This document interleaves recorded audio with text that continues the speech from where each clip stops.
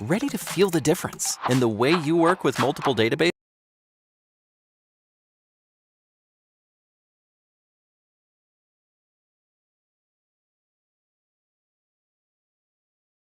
To use Boot Camp within OS 10, which I don't believe I've ever used actually, which is rather funny. So, well, I guess there's a first time for everything. So, first thing we're gonna do is pop in our XP Tablet PC. This is the 2005 edition, as you can see, and we'll just start up the Boot Camp Assistant from Spotlight there. And here's the slider we get where we can just give Windows like a whole ton of space on this hard drive. We could also split it evenly if we want to. But I think I'm going to give Windows XP, let's go maybe around, like, I don't know, 50 gigs. That seems pretty reasonable. So we'll go 50. Can we get to 50? 50, there we go. So we'll hit partition. And there we go. So it tells us to insert our Windows installation disk, click on start installation, and I think it will just restart, right? And here we are. So I'm sure you guys have seen this like a million times on this channel by now, and I think I say that like every time that I install Windows XP because we've done it so many times, but hopefully it doesn't get too repetitive for you all. But yeah, so we're going to select our Boot Camp partition here and format it using NTFS Quick. That's fine. Oh yeah, and if you're wondering about the XP Professional branding up there, that's because if you didn't know, Tablet PC Edition is actually based on XP Professional. They just kind of, you know, put all the tablet stuff on top of it. So yeah, that's why we've got that there. They just never bothered to change it to XP Tablet PC Edition because they probably didn't think it was necessary, because that's the thing. You weren't actually able to buy Tablet PC Edition. It was not sold like as, you know, just an operating system to the consumer like Home and Professional would be. You could only get this with OEM systems, so, you know, Windows XP tablets. And now, actually, let's see if it boots off of that partition automatically, which I would hope that it would, but it may just try to boot off of the regular OS 10 partition, or the CD again, who knows. I think it's, yep, okay, so we're not going to boot from the CD, and we're just going to let it boot from the Windows partition. There we go, look at that. You know, I am curious. Oh my gosh, look at that. It has recognized the touchscreen right now before the system is even fully installed. Of course, the calibration and everything is way off. But yeah, that's one thing that I was wondering. I was like, is it just gonna be able to detect the touchscreen hardware and use like some default driver? Or am I going to have to install the driver that I found? Now, the reason why I said that I think I found a driver for this thing is because when I searched around, first of all, the specific model of this like touchscreen hardware is the Hampshire Touch T-Shark 12/10, and that's according to, you know, what displays when we open up that configuration program in macOS 10 that I showed off in the original video.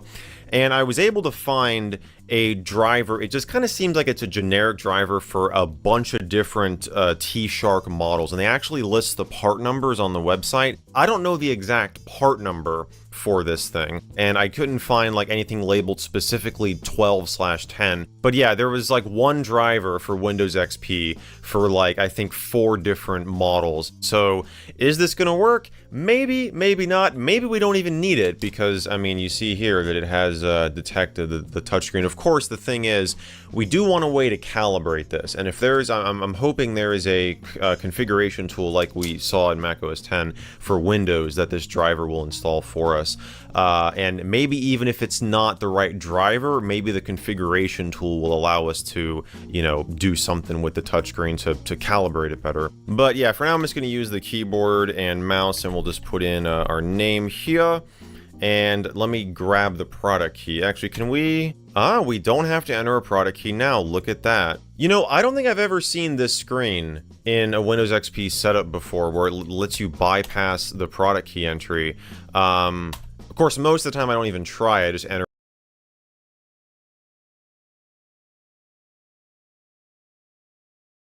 Where the jewels are. That's what's happening right now.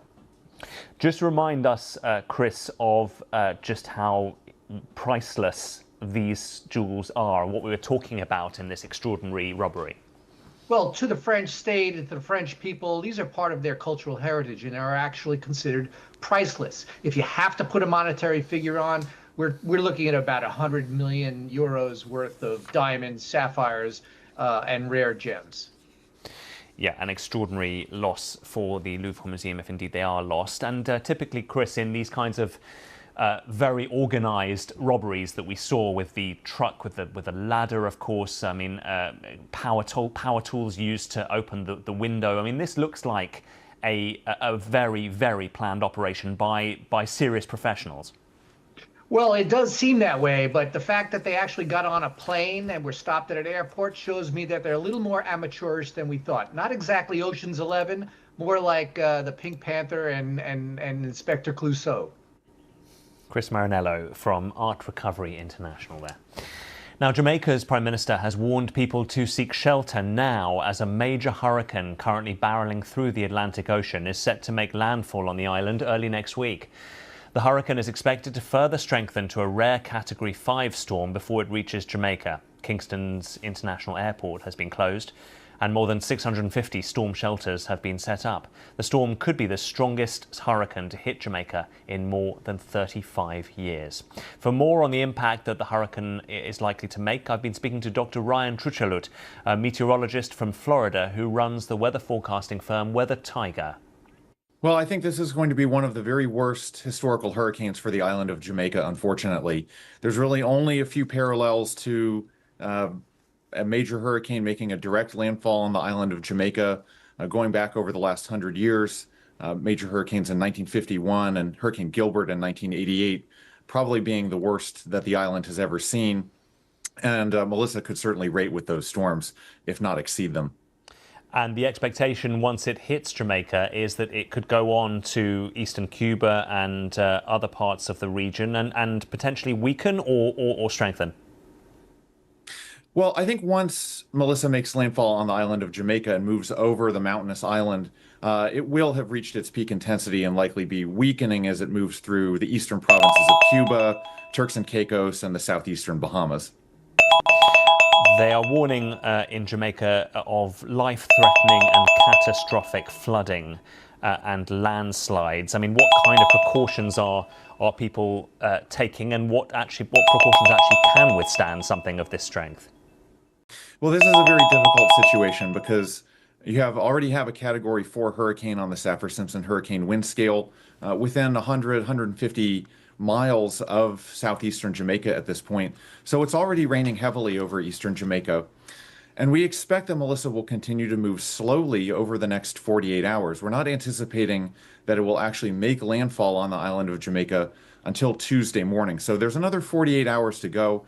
Melissa will likely intensify further from a Category 4 to a Category 5.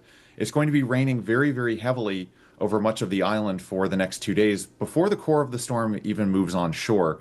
So it's hard to prepare for this because you're looking at torrential rainfall, several feet of rain potentially ahead of the wind and the surge impacts. So you don't want to be in a low-lying area because you want to evacuate areas that are surge prone, but to go up into the hills and areas that have more terrain, then you're putting yourself at risk of flash flooding, mudslides.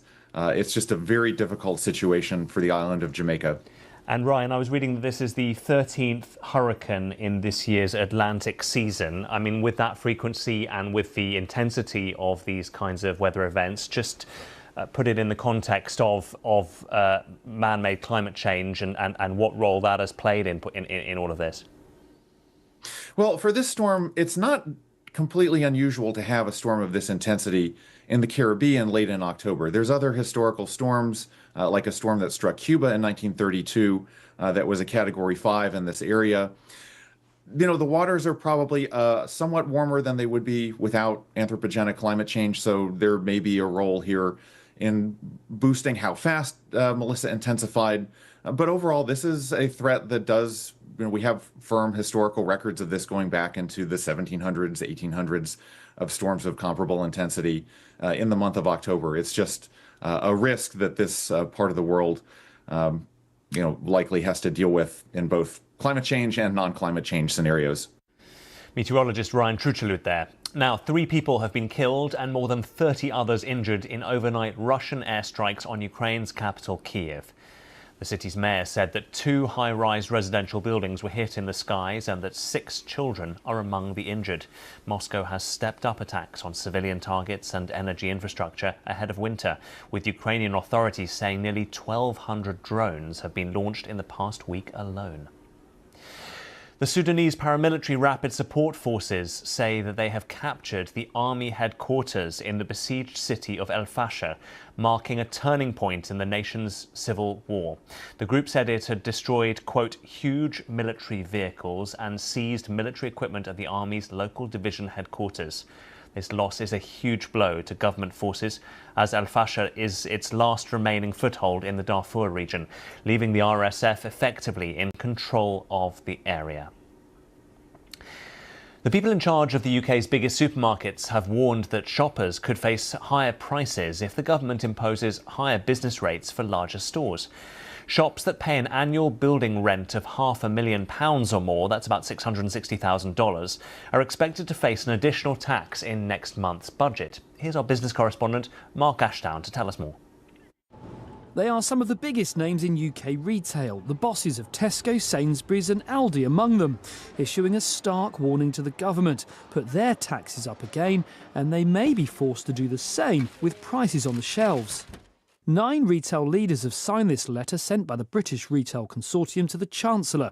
They say that the last budget introduced over £7 billion in additional costs on retailers, adding that while they continuously seek efficiencies, our ability to absorb additional costs is diminishing, and concluding that their ability to deliver value for our customers will become even more challenging, and it will be households who feel the impact. The biggest concern is a plan for a new business rate surtax on the largest premises, those with a rateable value of more than £500,000, in order to help reduce rates for smaller firms. The reason behind this letter is making sure that what we are not doing, what the government doesn't do in the upcoming budget, is put more pressure into the cost bases of businesses, making sure that these larger premises are excluded from that business rate surtax, in order to play so that they can play their part in ensuring prices are kept low for consumers. Food price inflation has slowed to 4.5%, but is still above the overall inflation rate. The Treasury said tackling it was a priority and that it was lowering business rates for butchers, bakers and other shops to help. But the bosses of the biggest supermarkets warn that price rises may continue well into next year, especially if their overheads go up again. Mark Ashdown, BBC News. Now, the American actress June Lockhart has died at the age of 100. He acts as though he was starving. Lassie knew he was hungry. She's best known for her roles in the TV series Lassie and Lost in Space. Her family said she passed away peacefully at her home in Santa Monica in California and was a truly remarkable woman. The United States and China say that they have reached a preliminary consensus on trade after 2 days of high-level talks in Kuala Lumpur. The US Treasury Secretary Scott Bessent said there was now a successful framework in place for Presidents Trump and Xi to discuss at a meeting this week. President Trump, who arrived in Kuala Lumpur earlier, has also given instructions to start bilateral negotiations with Brazil after he met his counterpart Lula da Silva at the summit of the Association of Southeast Asian Nations, or ASEAN. This is only the second time that Mr. Trump has attended the summit. Earlier, the president oversaw the signing of a peace agreement between Thailand and Cambodia, one of a number of conflicts that he says he has resolved since returning to the White House. Trade pressure from Mr. Trump led to a ceasefire in late July, ending 5 days of clashes which had killed more than 40 people. Well, for more on what's actually been agreed between Thailand and Cambodia, here's our Southeast Asia correspondent, Jonathan Head. Thailand and Cambodia have signed agreements to start demilitarizing their border, and even the Thais, who are much more hesitant about this Trump demand for a peace ceremony here, acknowledge that he certainly sped things up, and having him there, they think, well, might make these agreements stick. But they're very technical. They're literally agreeing about, how do we even start delineating the border, about removing mines and heavy artillery. The Thais have made it clear. They said this is not a peace deal. They've called it something quite different. They say it's the start of a long process.